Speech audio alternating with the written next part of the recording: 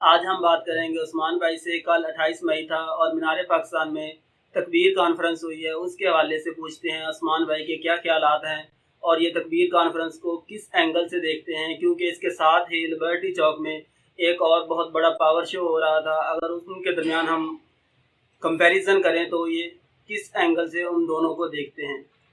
जी अस्सलाम वालेकुम। जी वालेकुम सलाम। जी उस्मान भाई, अपना बयान करें, आप तकबीर कॉन्फ्रेंस को किस एंगल से देखते हैं। जी, आपने जो गुफ्तगू की, जो आपका सवाल है वो मुझ तक पहुँच गया है। उम्मीद है सामीन तक भी पहुँच गया होगा। यौम तकबीर जो है 28 मई को हर साल पाकिस्तान में मनाया जाता है।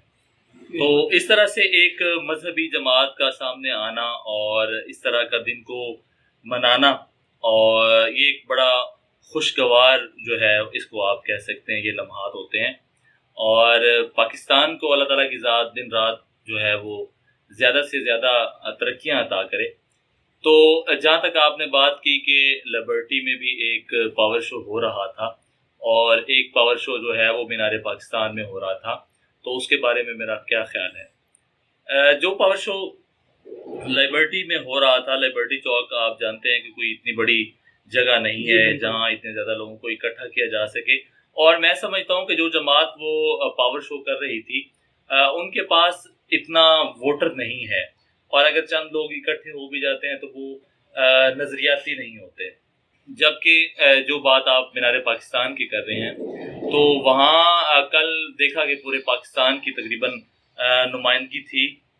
एक बहुत बड़ा पावर शो, इसको आप इस तरह से कह सकते हैं कि एक जमात वो मजहबी भी हो और सियासी भी हो, तो ऐसी जमातों में लोगों का आना थोड़ा मुश्किल होता है, क्योंकि लोग, आपको पता है, एंजॉयमेंट को, एंटरटेनमेंट को पसंद करते हैं।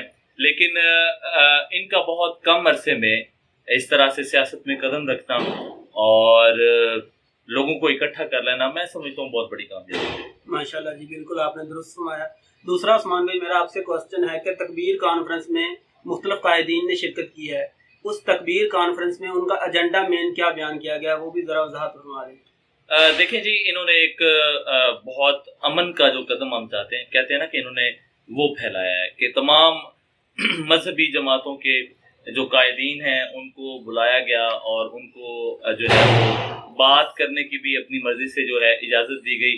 ऐसा बहुत कम होता है, और ये एक बड़ा अमन का पैगाम है मुल्क पाकिस्तान के लिए भी और पूरी दुनिया में बसने वाले लोगों के लिए भी। क्योंकि जिस तरह आपको पता है, फिरकाबाजी और फसादात, ये सारे मसाइल, इन्होंने जो है ना मुसलमानों को बहुत ज़्यादा नुकसान पहुंचाया है। तो इन चीज़ों से बचना चाहिए। ये एक बहुत बड़ा कदम है कि इन्होंने मुख्तलिफ जमातों के कायदीन को इकट्ठा किया और अमन का एक पैगाम दिया है। जिस तरह उस्मान भाई आप भी जानते हैं कि ये जमात पहले एक मजहबी जमात थी, अब ये सियासत में भी आ चुकी है। क्या एक मजहबी जमात का सियासत में इस तरह से कदम रखना कैसा है? देखें जी, मजहब में एक जो उनसर है ना अमन का या इस्लाम की तालीमात का, वो एक आम जो सियासी वर्कर है उसके पास वो नुक्ता नज़र नहीं हो सकता। तो जहाँ तक हमारी सियासत का ताल्लुक है, वो मजहब इस्लाम के बगैर जो है वो नामुमकिन है। इस्लाम नज़रियाती तौर पे, इस्लाम के नज़रिए पे पहला मुल्क बनने वाला पाकिस्तान है, और इसका जो एजेंडा है वो कुरान और हदीस के मुताबिक ही है। तो मैं समझता हूँ कि जो मजहबी कायदीन हैं उनको जो है सियासी पार्टी बनानी चाहिए। लेकिन एक बात यहाँ बहुत अहम है, वो मैं करना चाहता हूँ कि हमारे मुल्क में मुख्तलिफ तरह की सियासी पार्टियाँ जो मजहबी भी हैं और सियासी भी हैं मौजूद हैं। लेकिन काश के इनका आपस में इत्तिफाक हो जाए और ये फिरका बाजी से, ये महदूद सोचों से अगर निकल आए और इंसानियत और इस्लाम, खुदा और उसके रसूल की सिर्फ बात करें, तो मैं समझता हूँ ये बहुत ही मुस्बत कदम होगा, न सिर्फ पाकिस्तानियों के लिए बल्कि पूरी दुनिया में रहने वाले मुस्लिमों और गैर मुस्लिमों के लिए भी। क्योंकि लोग हमारे ऊपर अटैक यही करते हैं कि इनके तो आपस के जो मसाइल हैं वही दुरुस्त नहीं हो रहे, तो लोगों के लिए ये लोग क्या करें। अगला मेरा आपसे क्वेश्चन ये है कि कल एक मेन एजेंडा बयान किया गया है मरकजी मुस्लिम लीग की कॉन्फ्रेंस में कि जो CTBT के मुआहदे तय हो रहे हैं, फॉरेन कंट्रीज पाकिस्तान के साथ मुआहदे कर रही हैं कि आप अपनी न्यूक्लियर जो पावर है वो हमारे ज़िम्मे कर दें, तो आप इसको किस नज़र से देखते हैं? क्योंकि पाकिस्तान तो एक एटमी मुल्क है और पूरा इस्लाम हमारे पे नजरें रखे हुए है कि हमारा एक मुसलमान मुल्क एटमी ताकत है, लेकिन यहूद और नसारा के जो ममालिक हैं वो कहते हैं कि आप अपनी एटमी ताकत हमारे हवाले कर दें। इस हवाले से आपका क्या कहना है?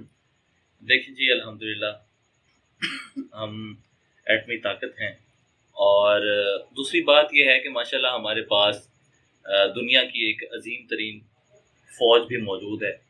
हम किसी तरह के भी बैरूनी जो है वो ख़तरात, जो ख़दशात हैं, हमारी अफ़वाज पाकिस्तान, हमारी तमाम फोर्सेस उनके साथ जो उनका दिफा करने के लिए हर वक्त तैयार है। जहाँ तक बात है उनकी इस नज़र की, तो मेरा नहीं ख्याल कि ये उनका ख्वाब कभी पूरा हो सकता है। ठीक है, पाकिस्तान इस्लाम की बुनियाद पे बना है और मुसलमान हमेशा गैरतमंद और खुददार होता है, तो इस तरह के अज़ाइम रखने वाले जो भी अनासर हैं वो हमेशा अपनी सोच में नाकाम रहेंगे इंशाअल्लाह।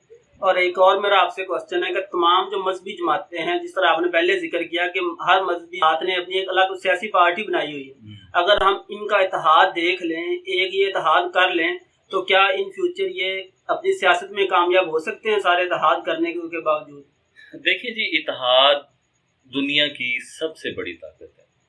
जिन कौमों ने इत्तेहाद किया उनका मंशूर एक रहा, उन्होंने तरक्की की, और जो लोग इत्तेहाद नहीं करते हैं वो फिर नाकाम होते हैं। तो मेरा ख्याल है कि सुनने वालों तक मेरा ये मैसेज भी है कि तमाम मजहबी जमातों को इकट्ठा होना चाहिए, इनका कोई एक मंशूर होना चाहिए जिस पे अमल करके उलमा आपस में बैठें, चीज़ों पे अमल करें, मोहब्बत की फ़िज़ा कायम करें।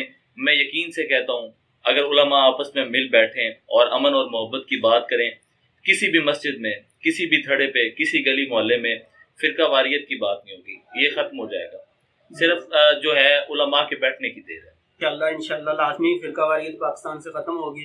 जी, लास्ट वन हमारा क्वेश्चन है कि जो तकबीर कॉन्फ्रेंस में मंशूर बयान किया गया है, क्योंकि हमारे पास मुख्तलिफ मजहब से और मुख्तलिफ सियासी जमातों से लोग आए हुए थे, तो उन सब ने क्या मंशूर बयान किया और सियासत इस कॉन्फ्रेंस का मकसद क्या था, इस हवाले से 1-2 मिनट में आप बता दें, फिर हम अपनी बात को। देखिए जी, कुछ पॉइंट्स तो ऐसे हैं जो तकरीबन तमाम पार्टियों में कॉमन है, जिस तरह के बैरूनी ममालिक के साथ ताल्लुकात अच्छे होने चाहिए, फॉरेन पॉलिसी जो है वो बहुत मुस्तहकम होनी चाहिए।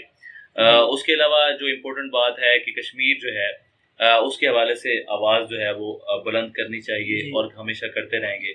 इसके अलावा जो देहात के इलाके हैं वहाँ स्कूलों की फराहमी या सेहत के जो मराकज़ हैं उनको कायम करना।